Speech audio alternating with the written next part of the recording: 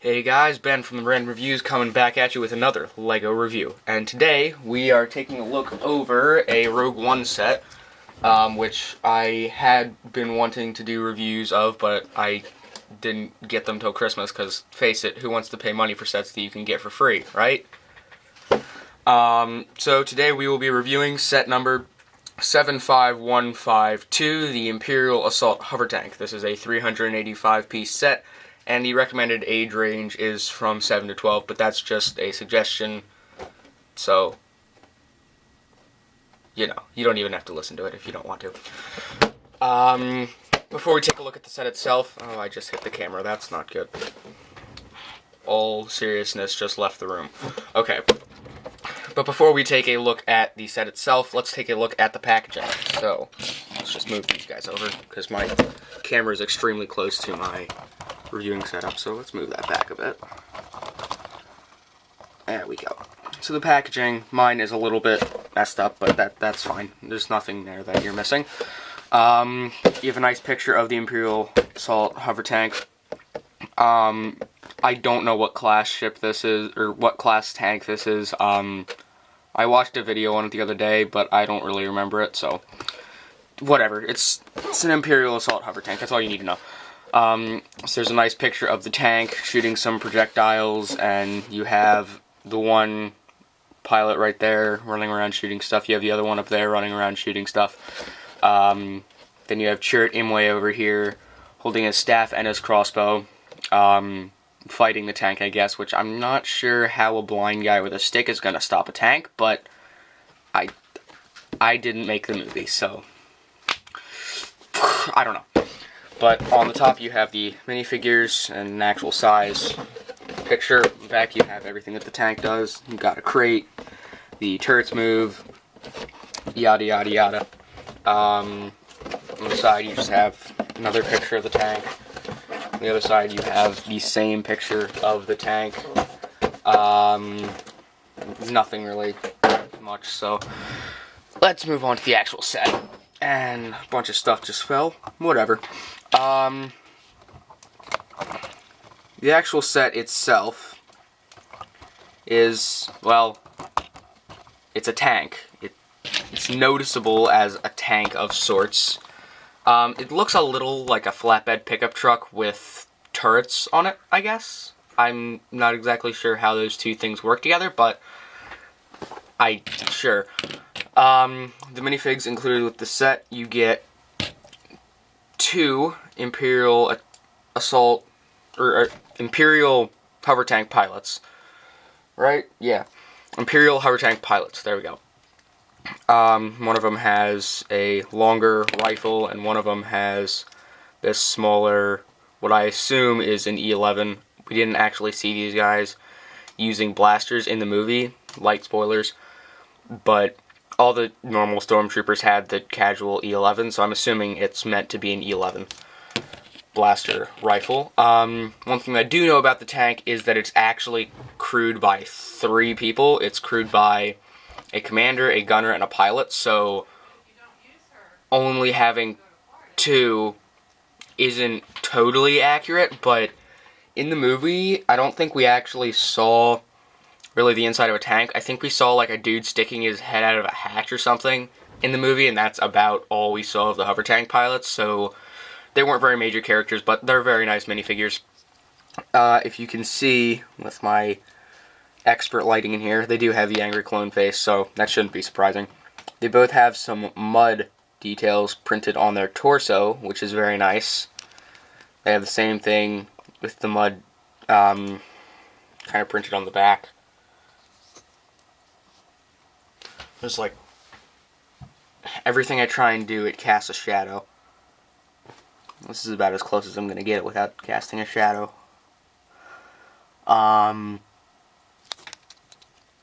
So, yeah. Whoops. That's awkward. I'm not a professional, so. We also get Chirrut Imwe, who was a very cool character in the movie.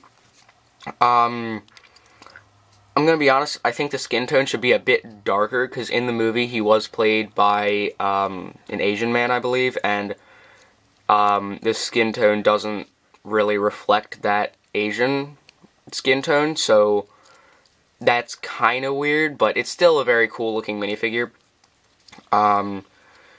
He has his crossbow on his back, and then he's holding a stick right now, but his stick is just 4 pieces, but it looks like what he had in the movie. It's a lot bigger than him. It should be smaller, but honestly, it's Lego, so I can't really complain. This kind of skirt piece, which is kind of what Lego Clone Troopers had for like their camo, or maybe the thing around the neck is a camo. I don't know. It's like a skirt type piece, but it's a very nice print. One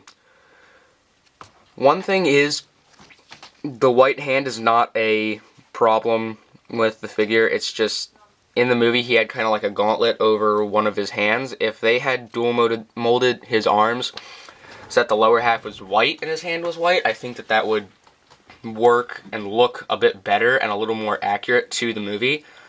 Does it look bad? No. He does have kind of white glazed over eyes, which is nice as he is a blind person. And on the back, you can see he has an alternate face.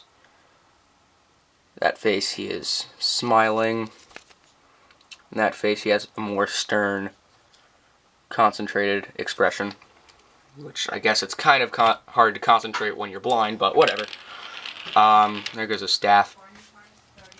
The staff does connect to his back. You can just connect it like that, and then he can hold his crossbow. Again, it's kind of big, but this actually works with it being as big as it is. One thing that you can do, because he can't really hold it across himself, it just doesn't look that great. If you flip his hand around like this, and then bring it up like this, this is what I usually do to have him holding it, and then he kind of holds where the sight part is, because he doesn't really need the sight, because again, he's blind. I'm going to make so many of these jokes, and none of them are going to actually be funny, but whatever. If you do that, I think that looks a little bit more like what he did in the movie, and kind of just use the sight on the rifle piece that they used to connect everything to. If you just have his hand kind of around that sight piece, it kind of looks like a secondary handle, so that's just what I usually do. Very nice minifigure. You don't get him in any other sets, and it's nice to get a main character in a relatively cheap set. This is the cheapest set of the first wave at $30. I don't think I said that it retails for $30 in most places. So yeah, it is nice to get a relatively main character though in a relatively cheap set. So move those over. The tank itself, like I said, it kind of looks like a flatbed pickup truck if you connected turrets to it and had it hover above the ground instead of having wheels. So, yeah, that's a lot of modification, but whatever. I'm saying whatever so many times, but, you know, whatever. You do get a crate with this. We'll look at that now. It's just a nice little orange crate, which in the movie we did actually see these, but they were much thinner. And the Imperial Assault Hovertank that we actually saw in the movie was carrying 3 of these in the back. This can only hold 2, and you only get 1 with the set. However, there is a set coming out in January, I believe, that comes with another one of these. So if you get this set and that set, then you can fill up the back of this, because it can only hold 2. But I was kind of disappointed because this doesn't hold a ton in it. This top part is just held on by 2 studs, and you can have minifigs kind of carried along on these, but it doesn't hold much. There's not a lot of space in it. Let's see if...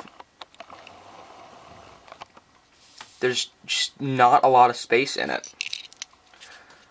There's like maybe 3 studs worth at most, but you don't need a lot of space because all it carries is a pair of binoculars and a little pistol. which on the box art it does show one of the minifigures holding these instead of the rifle, which I would have done, but I didn't want to spoil the surprise of what's inside the crate, so, you know. And you can attach that. It just attaches by 2 studs. You can attach it right there or right there. The reason that it showed one of the pilots carrying those instead of the rifle, though, is the rifle is actually supposed to be up there. I don't know. It looks okay, I guess, but I'm kind of confused why you do that. In the Han Solo comics that were released recently, we actually saw one of these, and it looked a bit different. The actual tank looked a bit different, and remember, it had a dude kind of standing up here manning a turret. It didn't look like one of these guns, it was a bit different, but I think that's kind of what this is supposed to represent, but it doesn't really look that great just because of all this back here. I think if you put 2 crates, it would look a little bit better, but I think it's just because the set is so low to the ground and so flat, I guess. Having a minifig stand on top and man a cannon just doesn't really work all that well, I don't think. It is on one of these pieces, though, the part that you're supposed to plug this into, so you can just fold that down, and it looks fine. We'll just leave that up there for now, though. Speaking of pilots, you can put both pilots inside of the tank. You can open up this hatch. Unfortunately, this hatch does not open, but that wasn't really expected to, so in there, though, you can see, like I said, it's casting shadows wherever I do it. You can see that there's a seat up here and a seat back there, so you can, of course, take one pilot, put him right there, and take the other pilot, which you have to take off his gun, but you can have the other pilot right there. And then you can close both of these so you don't have to have one guy standing out of the top if you don't want. There are clips on the side, so if you want to, you can hold the weapons there. You can hold them however you want to, or just not at all, as I prefer not to. You can open this up, and the hatch doesn't open where the hatch, I think, should. It opens over here, which is fine, I think, just for play value. You can have a dude kind of, there's like almost like a bench thing back there behind the seat, which I think is meant to have a minifigure standing up there. So if you wanted to fit 3 minifigs in there, you could. You would just have to have one standing out of the top, which would kind of make sense for a commander. We don't actually get a commander, and you can't really say that one of these is a commander, because the Imperial Hovertank commanders, I think, actually had, like, gray on their shoulders and gray somewhere on their chest. I'm not sure about that, but I think that's what the commanders had. So that is unfortunate, I guess. I don't really care that much. One thing that you can do, though, if you don't like having this hanging out like that, you can, again, just do that thing that I showed you earlier. And then you can have a dude with the sniper rifle kind of standing on top here and shooting. That's what I kind of like to do. I think that that looks fairly good. And I just think it works because, as this is called an assault Hovertank, I think that's why it's kind of small for a tank. I think it'd be more for you release like a couple of these with an AT-AT to destroy some target rather than, this isn't really, I don't know. I guess this could be sort of an enforcer vehicle as well, just to put down riots, because it is kind of small for a tank. However, it works, I think, for what it's supposed to be. It definitely worked on Jeddah, where we saw these tanks. They looked like they could maneuver through streets fairly easily, so that's probably why they're so small, because they were meant to get into cities and stuff, get through cities. So, also, another thing, they could just be used to transport cargo, too. I'm not sure. But again, it is called an assault hover tank, so I doubt that it's just to transport cargo. I think the cargo thing back there is just to be like, hey, you're going into the city, we need to get cargo there. So, yeah. Another thing is, it does have spring-loaded shooters on either side of this main cannon right there, and they are hidden very well. They don't poke out anywhere. You can't even really see them from the bottom or anything. When you open this section up, though, let's get him out of there. If you look way in there, you can kind of, sort of see it right now. But again, because I don't have, like, super good lighting in here, I have multiple lights in here, actually. I don't use, like, a lamp or anything, because I don't feel like doing that. So, yeah, you can kind of see it. I'm actually closing up the light with my finger right where it is, so you should see that flashing. And you can kind of see a little bit of a trans-clear red in there, and that's the, that's the spring-loaded projectile. And what you're going to do is these gears right here, I really like this function. You just turn this gear and they'll shoot one, and there's a gear on the other side as well to shoot the other. It's an excellent function. It's extremely simple, but it works so well, which I very much appreciate. So, yeah, I don't think I really have too much else to say about this set. This review went a little bit longer than I wanted it to, but I don't know. I'll try to keep the other ones more concise. I just get too far into the sets themselves sometimes, so I do apologize for that. Yeah, don't forget to hit that like button, comment, and subscribe. If you've done all three of those things already, kudos to you. You're a great person.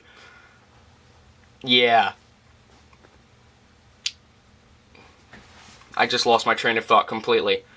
But, yeah, do those three things, and I will see you guys next time on the Random Reviews.